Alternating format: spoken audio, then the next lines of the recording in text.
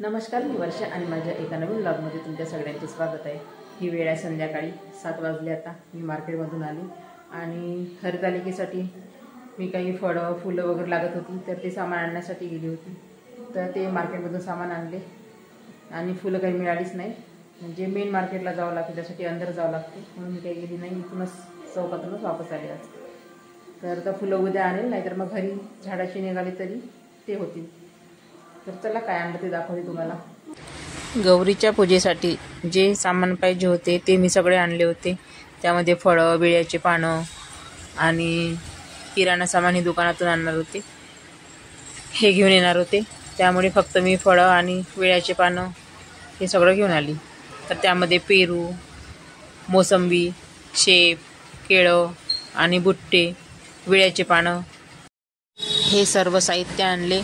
आता फक्त राहिले होत्या ते पानाच्या जुड्या बांधायच्या। म्हणजे प्रत्येक झाडाच्या 5 तरी पानाच्या जुड्या बांधाव्या लागते, 16 पानाची एक जुडी अशा प्रकारे।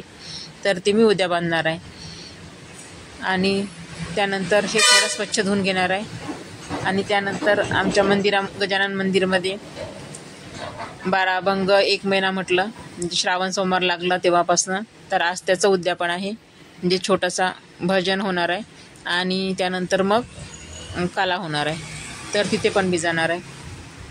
त्यानंतर एका वाट्यामध्ये पाणी घेऊन त्यामध्ये 1 चमच मीठ टाकलं। त्यानंतर ते फळं अर्धा तास त्यामध्ये भिजवून ठेवून दिली। कारण मार्केटमधून आणलेली फळं ही केव्हाही पहिले मिठाच्या पाण्यामध्ये बुडवून ठेवायची, त्यानंतर ती स्वच्छ पाण्याने धुवून घ्यायची।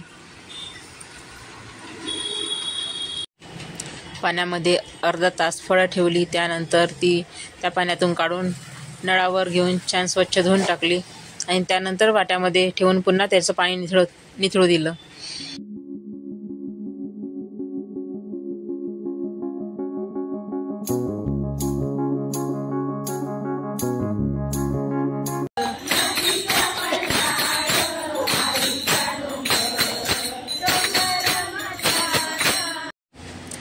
मी मंदिरात गेले तर भजन सुरू झालं होतं। भजन झाल्यानंतर त्यांनी काला वाटला सर्वांना आणि त्यानंतर मी घरी गेले।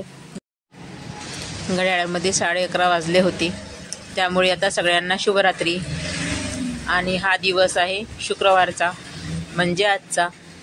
झाडाला छान फुले उगवली होती, लाल कलरची, आणि पांढरे फुले मी सकाळीच तोडून आणली होती। आणि आता सगळ्या झाडांचे पानं तोडले सोडा आणि आता त्याच्या जोड्या बांधून घेणार आहे। 16 पानाची एक जोडी अशा प्रकारे 5 झाडाच्या पाने आणून त्याच्या जोड्या बांधून घेतल्या आणि त्यानंतर पूजेची तयारी केली। हार बनवून घेतला आणि पूजेचे सर्व साहित्य काढून घेतले।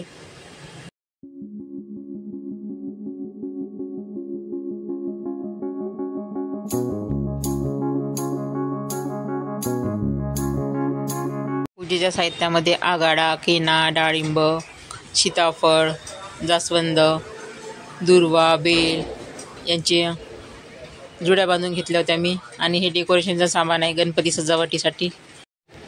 माझ्या गौरी अशा छान वापल्या आहेत आणि आता मी या घेऊन नदीवर धुण्यासाठी जाणार आहे आणि तिथून पूजा करून येऊन पुन्हा घरी पूजा करणार आहे। हा छोटासा व्हिडिओ आवडल्यास लाईक, शेअर आणि सबस्क्राईब करा।